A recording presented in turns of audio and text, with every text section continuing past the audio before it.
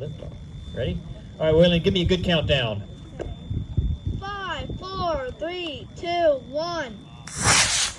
That was what it needed. Little encouragement from the builder. Oh, nice flight. Good job, Waylon. As your safe range is clear, you may go retrieve your rocket. I'm gonna get it. Welcome back. Today we're going to be building the Baby Bertha from Estes. It's a nice little fun-sized rocket. Pretty straightforward. We're going to start by dry fitting and then sanding the centering rings for the motor mount. I know everybody just has a engineering skill sitting around, but it really is convenient for marking the dimensions here on tube stock. We're going to use the centering ring to go and make sure our lines are nice and even all the way around. Then we'll cut a quick slit and we'll put the retainer clip in. Then we'll put glue all the way around that and then slide up the centering ring. We put that about in the middle so that you leave a fair amount of spring so that you can take the motor in and out, but it also stays in place enough to keep it there. Now what we're going to do is we're going to install another centering ring in the back that acts as sort of a rear thrust ring or motor block there. Gives the motor something to push against. That is an important step. If you forget it, you will launch a motor through your rocket. A quick production note here. Scarlett has informed me that my transition game is weak. Let us know what you think.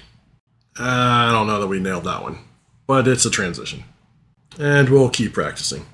Next, we're just going to sand all the fins in the stack so they're nice and lined up and smooth.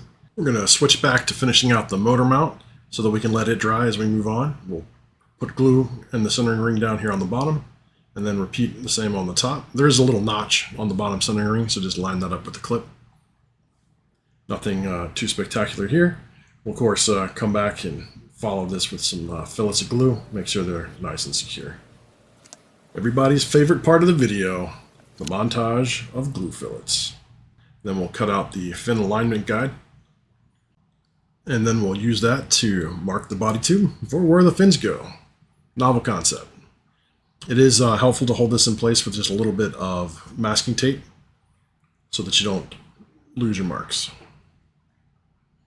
With those in place, we'll go ahead and take it off. We'll go back to our engineering scale here and we'll extend those lines out so that we're sure to get them lined up. While we're still waiting on some of the glue to set, we'll go ahead and put a swivel onto the parachute. Kids are fond of grabbing the rockets and just running, which really can tangle the chute and be a little bit annoying. So these little fishing swivels are perfect for these small rockets. So we'll add that on, tie it in place with just a simple lark's head, and then we'll snap it to the nose cone and give it a little spin test like the kids would. Now through some movie magic, we'll come back with the motor mount all cured and we'll use this transfer syringe. I am a big fan of the transfer syringes. It's very hard to neatly get glue exactly where you need it in some of these. And it just gives me more confidence that I've actually got a decent attachment with glue. So I'll use the transfer syringe to get the fore end of the centering rings in place. Then I'll come back around after that sets a little bit and do the aft end. Now with those in place, we'll come back and we'll use some super glue just to tack the fins in place. And then I'll come back in a minute and follow that up with some nice big fillets of wood glue. I feel like we might lose a little bit of strength just because we don't have the wood glue all around the actual root edge here. But it does drastically simplify the process and it results, for me, in way straighter fins. And just as rage bait, I'll say something silly like the longitudinal penetration of the ligands in the wood glue along the root edge is probably trivial anyway. And given the extra stability from the wood glue on the side and the shear strength, the super glue is probably stronger for this use anyway. We're going to come back and super glue on the launch lug, given the clear superiority of super glue for all uses. We'll use a skewer to make sure that we're nice and aligned axially with the rocket here. And then we'll check our work and be pleased with ourselves. This will, of course, be followed up with some more fillets of glue on the fins.